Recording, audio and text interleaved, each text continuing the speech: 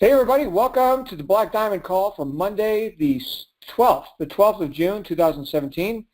I'm John Lavenia, as I am every week, as I am every day of my life, and I'm going to be hosting our weekly Black Diamond session with you as I do each week, although we did take last week off because we were in the Dominican Republic for our peak event, which was spectacular. I can't roll my R's too well, otherwise I would say spectacular, right? You roll the R at the end in Spanish, but we had a great time. So awesome seeing so many of you there at the resort there in Punta Cana. And so we suspended the call last week, and we're going to get back in business now. You know, it tends to be sort of a habit.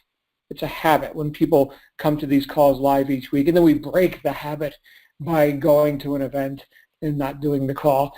But you know what? That's just the thing. I can't be on stage and running my mouth on this phone system at the same time. So we do one thing at a time around here. In fact, we're going to talk about that on the call today. But want to welcome our brand new people. If this is your first Black Diamond call, this is a little bit different than our wake-up calls in the way that nothing is pre-scripted or premeditated on this call. You're just going to hear from me, and sometimes I have a guest speaker. Usually I have a guest speaker.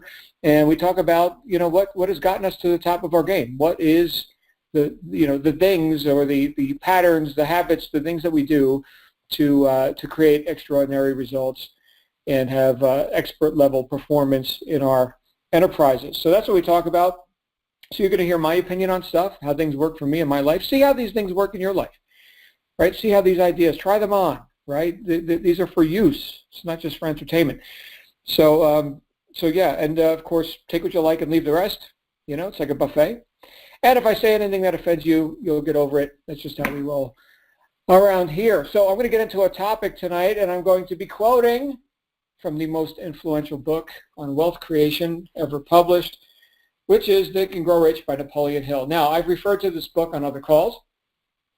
By the way, this is going to be a leadership conversation tonight. So the title of this will probably be something like Leadership. Something really creative. And so I referred to this book many times. You know, in the beginning of the book, by the way, if any of you have not read this book or don't have a copy of it, please go online, type Think and Grow Rich, free download, and get one. It's written in 1936, so it's out of copyright. So everybody and his brother offers a free one on their website. So, you know, you can come and maybe opt in and be a lead for them or something. But just go ahead and get a copy of the book. And oh, I see we got a couple of newbies here on here. Nicosia, your first Black Diamond call. Welcome. This is very cool. So that being said, I've referred to this book many times. And in the beginning of the book, he talks about the idea that there is a secret in the book. And if you're ready for it, you'll find it. And once you know the secret, you will never submit to failure again. This is a great promise that he makes in the book. Now, I've read the book about 12 times. And, you know, I found a few secrets in there. At first, I was thinking I didn't find any because I was reading the words and none of it seemed secret to me. It was, you know, it all made sense. And then I got it. One of the secrets was, as a good marketer, you want to make sure you've got something secret. So he got me to read the book. In fact, he got me to read it 12 times to keep looking for the secret. That's cool. And then the other thing is, oh, I see we also have somebody else named Pharaoh. It's their first time on the call. Welcome, Pharaoh. Cool name. So we have some secrets in the book, which I just assigned the status of secret to anything that I decided to assign the status of secret to. And then I decided that I had found the secrets. And sure enough, I was succeeding in life at that point. And so I figured, you know, he was right. You know, once I found the secret, I would be quite successful. Okay, and I guess one of the other secrets is read the damn book a bunch of times if you have to until you're successful, and then you'll be successful. So it's about developing another habit, right? So there's another secret. But anyway, the thing that I discovered as I decided to figure out what the secrets were for myself and decide that, you know, that's a decision that I can make. Napoleon Hill apparently isn't going to tell me what he thinks the secret is. So I was going to decide for myself. In that moment, I demonstrated leadership. In that moment, I was cause. So we're going to have a conversation about philosophy here tonight, but we're going to talk about how to apply it into your business and how to be more causative. What's the opposite of cause? Effect. So we're going to talk about how to be more effective right? As a leader. In popular parlance, modern parlance in the vernacular, we hear, I want to be more effective. We typically don't hear, I want to be more causative, but we're talking about the same thing.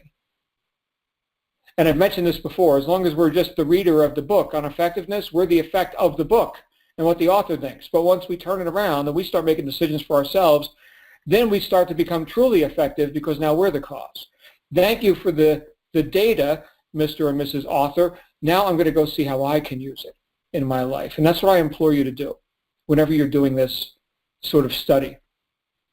That being said, I'm going to quote from the chapter on organized planning. You know what? I've got a few bookmarkers in this book for pages that I keep going back to again and again and again, because one paragraph can and has changed my life, and it's one of the secrets that I've assigned the status of secret to in the book, and it's from the chapter on organized planning, which does not sound like a very compelling chapter. This book, by the way, has 13 main chapters which are based on principles, right? There's decision, there's persistence, and there's organized planning, and the transmutation of sexual energy, right? So these are all different things you can read about in the books. This is, chapters, you see, based on the works of the great people that he studied to create this book, right? These were people like Henry Ford, Thomas Edison, his mentor, Napoleon Hill's mentor, Andrew Carnegie, and a variety of other heavyweights in business back in the early 1900s. And so he found that these are 13 things that he could write a chapter about each of them, and he'd have a book. And then there's a prologue, and there's an epilogue as well. The epilogue is awesome, by the way. It's called The Six Ghosts of Fear. Again, if you haven't read this book, you got to get this book. But in the chapter on organized planning, which doesn't sound nearly as compelling as the transmutation of sexual energy, he says, broadly speaking, there are two types of people in the world. One type is known as leaders, and the other as followers. Decide at the outset whether you intend to become a leader in your chosen calling or remain a follower. The difference in compensation is vast. The follower cannot reasonably expect the compensation to which a leader is entitled, although many followers make the mistake of expecting such pay.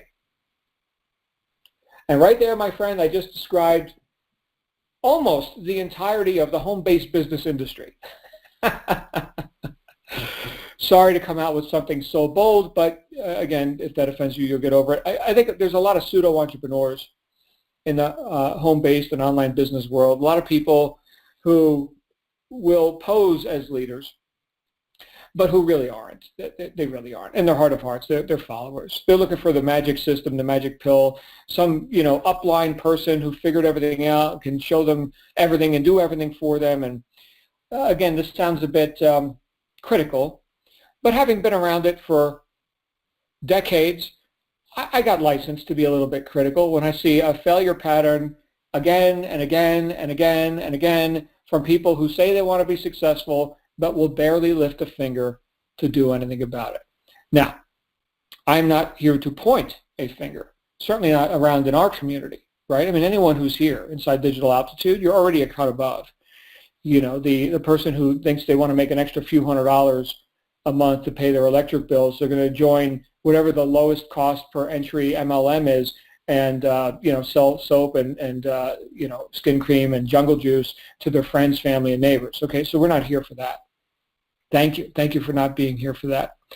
We're a bit more committed, or can be, in our quest for entrepreneurial success.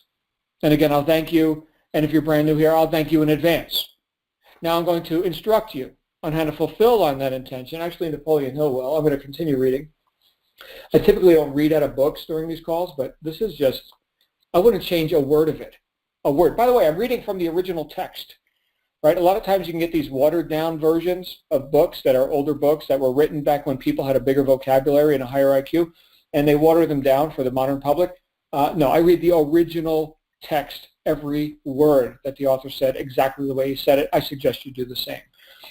He goes on to say, it is no disgrace to be a follower. On the other hand, it is no credit to remain a follower. Most great leaders, listen guys, most great leaders began in the capacity of followers. They became great leaders because they were intelligent followers. That was all caps, those two words. Intelligent followers. With few exceptions, the person who cannot follow a leader intelligently cannot become an efficient leader. The person who can follow a leader most efficiently is usually the one who develops into leadership most rapidly. An intelligent follower has many advantages. Among them, the opportunity to acquire knowledge from his or her leader. Think about this. So you've got a leader. Let's say, one of our top earners here inside Digital Altitude, who is dispensing advice about their methods, their Instagram, their YouTube methods. I was just thinking about this. Back when I got started in direct sales, YouTube didn't exist. It's kind of funny. I've been around like longer than YouTube, way longer, in fact. But the idea here is that you've got an advantage, and among them, in all caps, the opportunity to acquire knowledge from his or her leader. Why would he put that in all caps? Can anyone acquire knowledge from his or her leader? We've got lots of leaders here that are dispensing advice. Cannot anyone acquire knowledge from them? No, not everyone can. No. No, it says here, an intelligent follower. So intelligence, there's that word that he made in all caps earlier. Intelligent. So you're probably wondering, what does he mean by this? Like, there's a debate in the field of psychology about whether or not a person's IQ can be altered. And what I'm seeing is a majority of so-called experts espousing the idea that it can't, that like you're born with your IQ and that's all you get. And I can tell you with certainty that they are wrong. With certainty. I've seen not only my IQ increase, but many people who become students of intelligent work and learn with the things that I'm about to talk about here on this call that Napoleon Hill outlines, 11 major factors of leadership, that you can learn things that will in fact increase your IQ, your intelligence quotient. Okay, you can be intelligent, even if up to this point you've been doing things not much higher than on an animal level, right? So maybe you got fast reaction time on a video game or something. That's nice. Okay. However, now we're doing something a bit more subjective, a bit less animalistic. We're using our brains here, right? So intelligence, I would say, and again, this is not a self-aggrandizing statement, but I would say that is one of my strong suits. And if it's one of your strong suits, then bravo. And if it's not, you can start to develop that. Yes, you can, and thereby develop your leadership and this awesome advantage of the opportunity to acquire knowledge from his or her leader.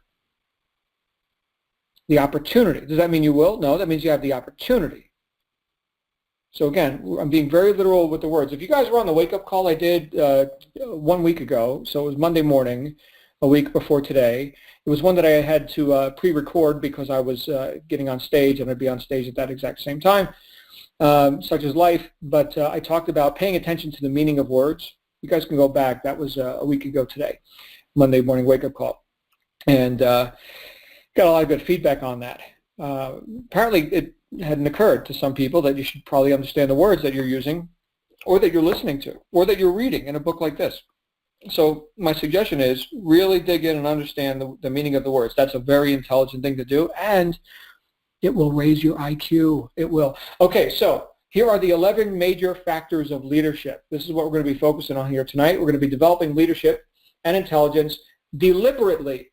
That's what we're doing here. We're being very deliberate. Remember, we make decisions. We're cause. We're not effect.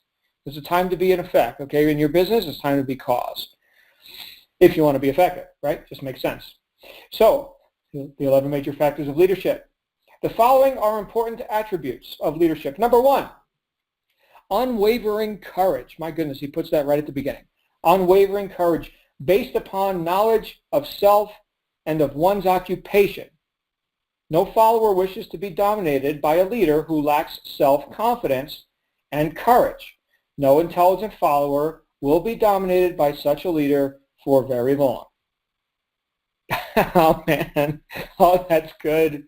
Thank you, Napoleon. That is good.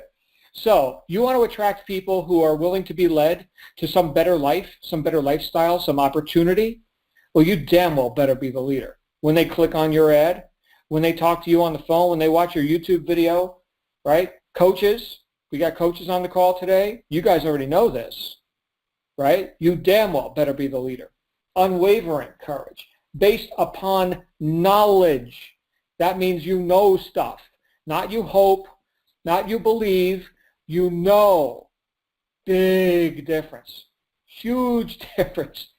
We're talking about developing the posture of someone who moves confidently in the direction of their goals because they have goals. They know things that their followers don't yet know, and they are irresistibly attracted to those people.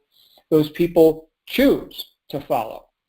And it's not like a domination kind of a thing. You know, that word has, you know, a few different connotations to it.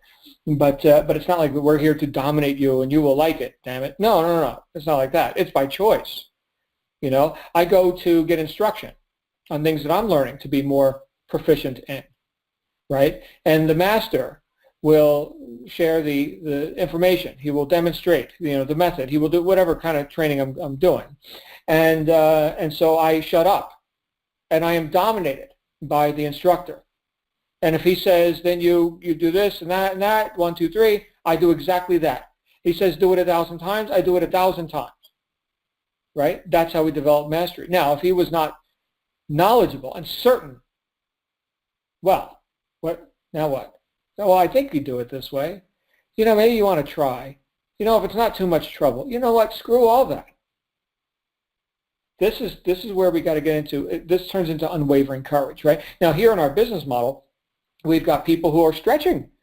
They're stretching to get into this sort of business. This is not your $147 skin cream deal that you bought from Aunt Sally down the street. That's not what the I'm stating the obvious, okay? But it's also not the $700,000 franchise that hopefully you'll break even in 2 years, right? And it's got a way better upside potential, if you ask me, certainly in my experience. And I've done both. I've done franchising and I've done direct sales. Anyway, unwavering courage to move forward boldly. That is a demonstration of leadership. I don't hope this is going to work for me. I know it's going to work for me, and therefore, let me listen to my coaches and the people who know this stuff, and then I'll know it as well. And let me do something bold, right? Let me start playing to win and not play to not lose, okay? Followers play to not lose. Leaders play to win. That's the first thing, unwavering courage. Number 2, self-control. The person who lacks self-control can never control others. Self-control sets a mighty example for one's followers, which the more intelligent will emulate. Boy, he keeps coming back to intelligence here, doesn't he? Right? So you can be a demonstration. You could be an example of self-control to others. What do we mean by self-control? Well, who showed up here on this call? Despite the fact that I'm running on 3 hours sleep, I am here, and I am delivering the value that I know how to deliver in this community. I said, John, you will do this, and here I am doing it. I gave myself a command, and I am following it. That is called discipline, also known as self-control. Okay? That is the deferral of gratification, which only intelligent people can do. Stupid people can't defer gratification. They think for right now. What can I get now? Now. They get really short attention spans. They can't learn. Okay, so we're talking about something that intelligent people do is they can give themselves a command and follow it. They've got the self-control or the discipline. That sets a mighty example, he says, which the more intelligent will emulate. Nice. Good stuff. So now we're part of the solution, not only in our lives, but in the lives of others who are smart enough to watch us. See that? So you're either part of the problem or you're part of the solution, depending on your ability to lead yourself. Great stuff. Number 3, a keen sense of justice. Without a keen sense of fairness and justice, no leader can command and retain the respect of his or her followers. What do I get out of that? Well, I can tell you this, that there are people who tend to want to invalidate people or put themselves on a pedestal or have a sometimes personalities, they put their personalities before the principles. And this is something I learned a long time ago, is always put principles before personalities to the best of your ability. To be just and fair, to reward success, to instruct shortcomings, right? To be a good communicator with people and not biased or in a way that would be considered favoritism toward people who haven't earned it, okay, because of personalities, because of the sort of thing like that happens in politics or family-run organizations, like family companies where the son-in-law gets the control of the department, even though he's totally incompetent at running that department. That's nepotism, right? So we're not looking to be nepotic about this. Okay, this is about competence and recognizing competence and rewarding competence, just like the marketplace does. Okay, so that would be a keen sense of justice. Next would be number 4, definiteness of decision. Individuals who waver in their decisions show that they are not sure of themselves. They cannot lead others successfully. That kind of goes back to the unwavering courage. I don't think you'll have unwavering courage if you don't have a decision. I think the decision, which of course comes from intention, right? Intention is the root of all of this. So I intend this, and therefore I decide to do that, right? And so that right there is definiteness of decision. It is not a wavering sort of thing. And when people know that you can be relied upon, okay, which I would say in my case is another strong suit. I am Mr. Reliable. And that's just how I know how to behave. It's just what I've developed a habit on that. If I have to, my goodness, if I'm a minute late for a call with one of my students, I'm texting them, hey, I apologize, I'm running a couple minutes late. That's that's not something I like to do. Definiteness of decision. Okay, and that decision, he wrote a whole chapter on it here in this book where he talks about it at length. Again, read the book. I could talk about decision for hours. That one word is so powerful. So there's that. Number 5, definiteness of plans. Okay, and here we are in the chapter on organized planning. Successful leaders must plan their work and work their plan. Leaders who move by guesswork without practical, definite plans are comparable to a ship without a rudder. Sooner or later, they will land on the rocks. Okay, now does that mean that you already know how to reach your goals? No, if you already knew how to reach your goals, you would have already reached them. But it does mean that you are taking steps that are deliberate and planned out. And then, like in marketing, right, everything's a test. You don't know which ad campaign or which video series or which lead capture page is going to convert the best. But you have a plan, and as you go through the RISE program and the other trainings and the things we learned at the peak event just last week, you'll see that there are ways to optimize these things, right, and measure successes and failures, do more of what works, less of what doesn't, right? So that's a plan. Even though we're dealing with something so wildly subjective as marketing, where everything's a test, you still have a plan. Number 6, we're halfway through. The habit of doing more than paid for. There you go, right there. We're talking about the spirit of service. We're talking about going above and beyond, the lowest common denominator, just doing enough to not get fired or whatever. Sadly, that's a lot of people. But the habit of doing more than paid for. One of the penalties of leadership is the necessity of willingness upon the part of leaders to do more than they require of their followers. Right. So let's say that the person is having, some question about something, and they can't get in touch with their sponsor or their coach because it's 3 o'clock in the morning, and they go ahead and they figure it out. Right? They Google it. They grab a dictionary. They do a little bit of study. They jump into one of their courses here inside Digital Altitude. They figure it out. Okay, great. And then, a few months down the road, somebody else has a situation similar to that, but they don't figure it out. They're bitching and moaning about why nobody's going to help them, and, I can't figure it out, and, and so here and these are sort of like the spiritual and emotional vampires. They suck the life out of you.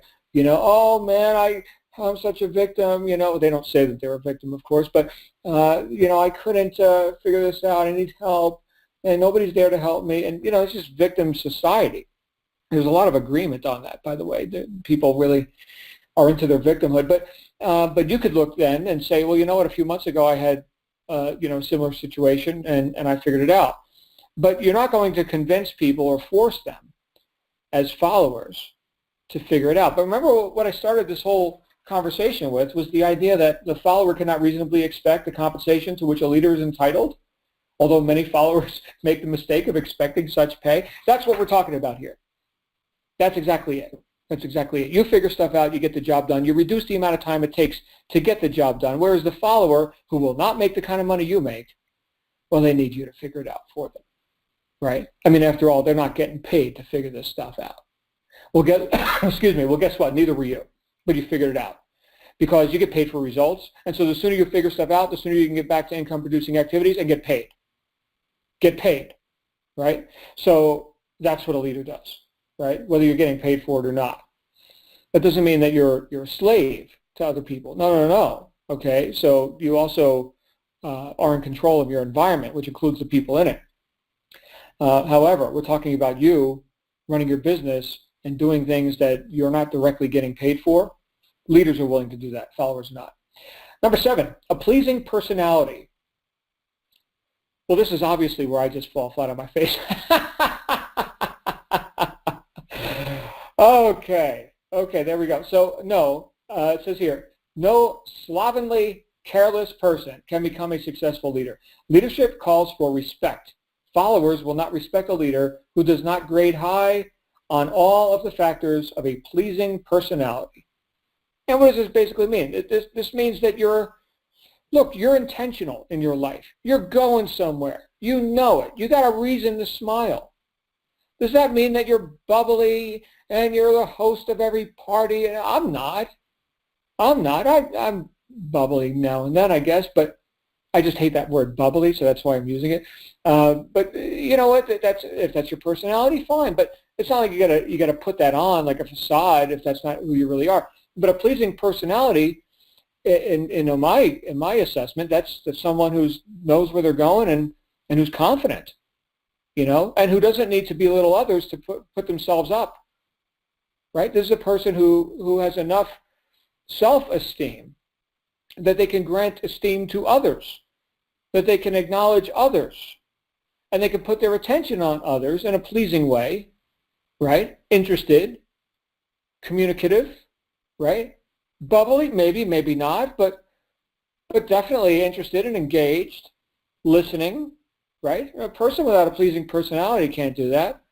They're very reactive. They're not able to respond intelligently to various stimuli like other people, right? They're reactive, like a rat, where you throw cheese and the rat runs after it, and you introduce a cat and the rat runs away, so that's sort of a reaction mindset.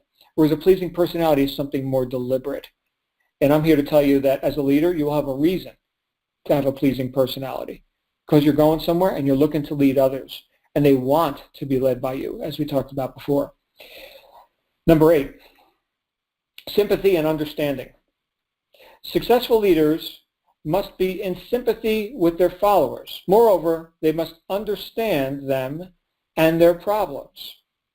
Now, I'm going to talk about another book here real quick, which I quoted a couple of weeks ago, which was Stephen Covey, The 7 Habits of Highly Effective People. One of those habits was to first understand, then to be understood. Seek first to understand, then to be understood. Seek first to understand, then to be understood. So in this case, what we're talking about is sympathy and understanding as Stephen Covey talked about it, a way to be effective, right? You guys see how this is all coming together? So 50 years before Stephen Covey wrote that, Napoleon Hill wrote that you want to, moreover, they must understand them and their problems.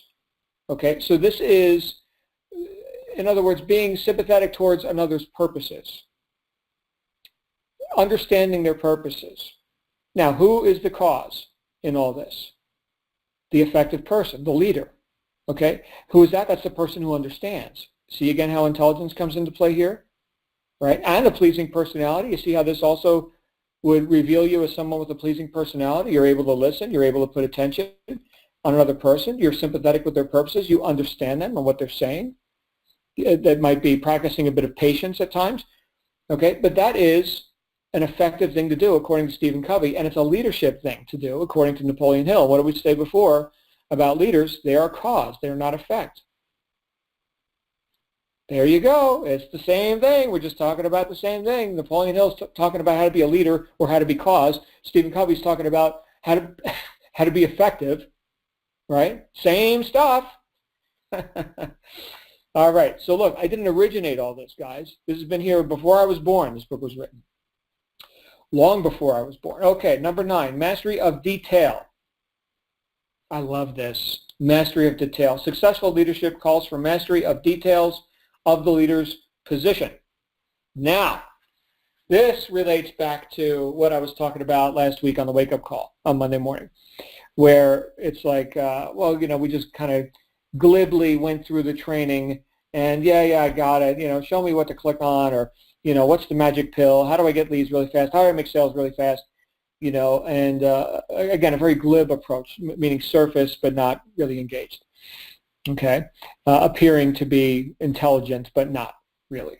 Okay, so mastery of detail. I'll tell you what, there are certain professions where if you don't have a good mastery of detail, you can get killed. And in our world, if you don't have a good mastery of detail, you can go nowhere. You can, I suppose, get killed financially, you know, especially if you're into like paid advertising. Any of you ever read the book Scientific Advertising by Claude Hopkins? It's a classic. And this is where he introduced the idea of keying your advertisements. So what he means by that is tracking them. So back in the day, you would put an advertisement in a newspaper, and there would be a coupon that the reader could clip out and bring to the retail store and get the free sample or the discount, right? And all of these coupons, as instructed, should have some sort of a key on them, which would be, you know, indicating to you the source where they got that from. Oh, that came out of that newspaper on that date, and it was on the page with the article about such and such, right? So this is attention to detail. Right? Now, if you're just winging it, then, and you're throwing money at ads and you get some that win and some that lose, how do you know which ones to optimize? How do you know which ones to discontinue or change? You don't know. You don't know. And Claude Hopkins in that book even talks about how advertising will eat your lunch. Like this is not for the dilettante. Okay, this is full time. Like you really got to know your stuff, because you know, the publishers, they're happy to take your money, and they don't give a rip if you're profitable or not. I mean, they hope you keep buying ads, but their business is not your business. Their business is selling your advertisement. So you need to know your craft, right? And again, in a more severe, like life and death situation, there are people who, you know, people can die if they don't have a mastery of detail. I know a couple of people who have been or are airline mechanics. So they work on airplanes that we get on, and we fly to places like Dominican Republic and stuff like that. And so here are hundreds of people in a metal tube flying through the air at 32,000 feet.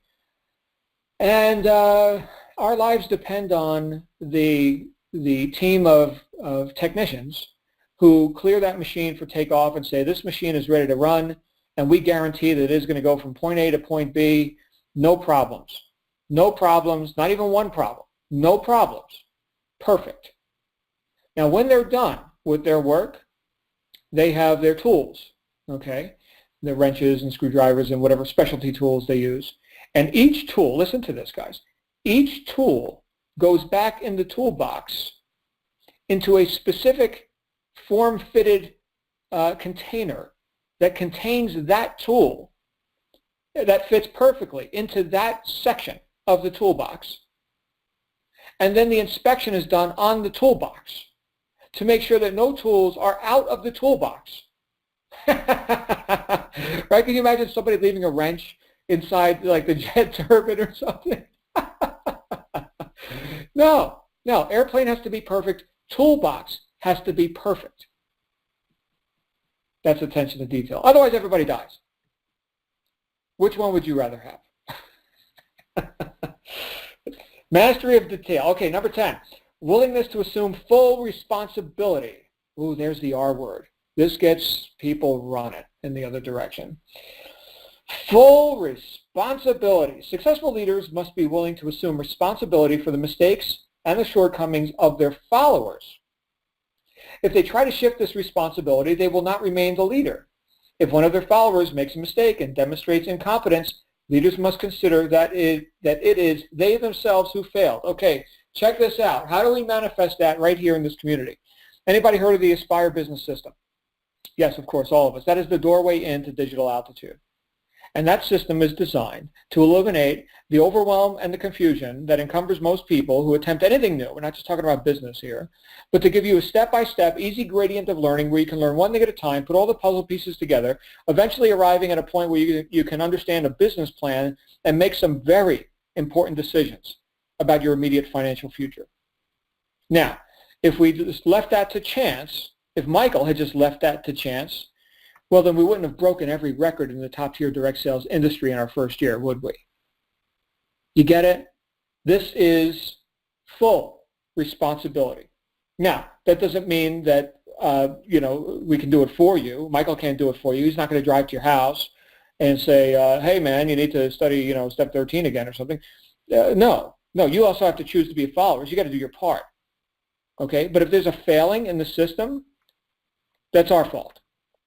Right? If you are truly engaged and you're with us, right, and you're doing this for real, then we damn well better have our act together. It's like I said before with the coaches and salespeople that are attempting to communicate favorably with other people. When somebody finds you, you better be the leader. You better know where you're going.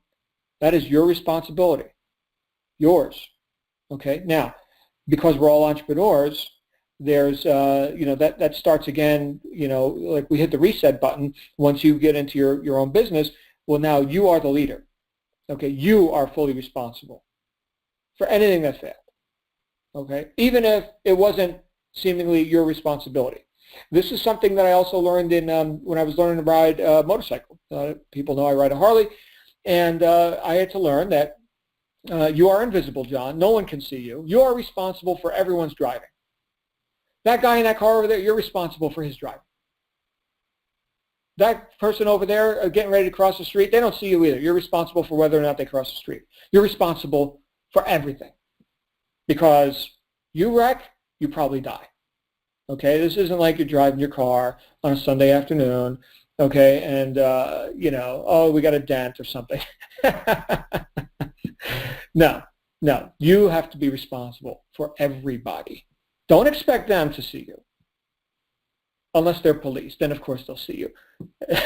I am invisible to everybody except police. All right, so there's that. Willingness to assume full responsibility. And finally, number 11, cooperation. Successful leaders must understand and apply the principle of cooperative effort and be able to induce their followers to do the same. Leadership calls for power, and power calls for cooperation. And I think we've got that right here, right now. In fact, I know we do, right? I know I couldn't do everything in digital altitude. Michael can do everything in digital altitude. Anyone who's been through the steps, you know that there's a whole staff working on stuff behind the scenes, right? This is how we get leverage, right? It's also part of how we get paid. I don't mean financial pay. I mean emotional pay, psychic pay. Cooperative effort, right? Working alongside other leaders, assisting others in developing their own ability and their own results, obviously, right? How gratifying is that? I've got people who I've been friends with for years and years. They've gone on to make millions of dollars, and they will cite some Monday night call that I did 12 years ago or something. And John, when you said that thing, it's, it woke me up. It changed my life and whatever. And that's awesome. Now they took it and they ran with it. Okay, but did I not just get paid when somebody acknowledges something that of benefit that I was able to offer them? I might not even know that I did it. But you see, that's sort of camaraderie and cooperative work. That's part of your pay. Don't neglect that, right? Not only is it a characteristic of leadership, not only is it an intelligent thing to do, is to seek to work cooperatively with others, but it feels awesome. It's great. Does anybody want to just be a solopreneur, stare at a computer screen all day, never talk to anybody? Does anybody really want to do that? I don't. Look, I already told you I'm not bubbly. I'm not the host of every party, right? It's not like, oh, I can't wait to get to the beach and, drink coconut drinks. And no, it's not my deal. That's not my deal. However, I'm also not an island. And I can tell you, my friends, that my biggest breakthroughs, I was just talking to one of my clients from my company today about this, all my breakthroughs, my big breakthroughs in life have come through the catalyst of other people. I'm not an island. You are not an island. So as we go and we work cooperatively with others, does that not also come back to us? It does. It does come back to us. You can't have the tide go out without the tide coming in, right? That's the law of rhythm. Right? Tide goes out, tide comes in. It's very predictable. It's the law, and you can't break the law. That's just how it goes. So what happens if you're contributing cooperatively to others? Will they not also contribute to you? They will. They will. And later in the book, Napoleon Hill talks about his QQS quotient, the quality, quantity, and spirit of the service you provide. Quality, quantity, and spirit, QQS. And this relates directly to that. The spirit of service with which you deliver your goods, your services, your opportunity. Keep that in mind, my friends. The fact that you're in the BizOp, make money online, make money from home space, income opportunity space, that does not diminish the fact that you are seeking to deliver a product. You are. And if we look at even the opportunity itself as a product of empowering people to create massive exponential increase in their immediate financial future, that's a product right there. That's a result, right? That's something we can observe and say, look at that product right there. Now, it's not a product like, something you can pick up and touch. However, I can tell you it's just as real. In fact, it's more real. You get that product for people. You help people get that product for themselves, that financial abundance product. There's lots of stuff they can go buy and pick up and touch if they're into stuff. So these are the 11 concepts that Napoleon Hill offers us here in the chapter on organized planning out of the book Think and Grow Rich, written in 1936 amidst the Great Depression after having studied some of the most successful people of the Industrial Revolution for years under the tutelage of his mentor, the world's first billionaire, Andrew Carnegie. Highly recommend you read it. A dozen times. And if you can find an original text, get the original text. It's definitely worth it. So that being said, we are 43 minutes into this call. I'm going to go ahead and open it up for Q&A and any commentary. If you guys, I see we got a bit of a small crowd here tonight. That's fine. We can share the time a little bit. Let's go ahead and do that. So if you'd like to come on out here, we can just wrap for a little bit, or if you got any questions or ideas, inspirations that have come up for you as a result of what we've just been talking about, I welcome you to share them. And here we go. Our first caller is Donna. Donna, you're live on the air. Donna, you're live on the air. Hello, Donna. Donna. Check your mic. I'm not hearing you. Oh, where's my friend Donna? Donna, we're not hearing you. All right, one more call for Donna. Anybody else, go ahead and raise your hand. You can do that by pressing *6 if you're on a phone or on Skype, or by clicking the raise your hand button, mute button on your free conference call app. Donna, it's not working. We're not hearing anything. So anybody else, you can go ahead and raise your hand now. We'll see if Donna can figure out her microphone. Yes, we will go on to our next. No, we had another caller and they vanished. Okay, Donna, not sure what's happening. check your mic settings or something. Anybody else want to come on out here, or we'll just go ahead and wrap up? Would have loved to hear from Donna Scott too. My friend Donna. No, not working out. You know what I might be able to do? Let me go ahead and end Q&A since nobody else has their hands up. And I am going to find Donna in the roles here and force unmute Donna just to see if we can get any action on that. So Donna, I just forced your line to be unmuted. Can we hear you? No, your mic is dead. Okay, so so that takes care of that. My friends, thank you for joining me here tonight. And whether you listen to this live or you listen to the podcast, either way, it's just my honor to be able to serve in this way. I see Donna in the chat room saying I'm here. Yeah, Donna, I know you're here. Your microphone is not. So such is life. We'll figure that out, I guess, next time.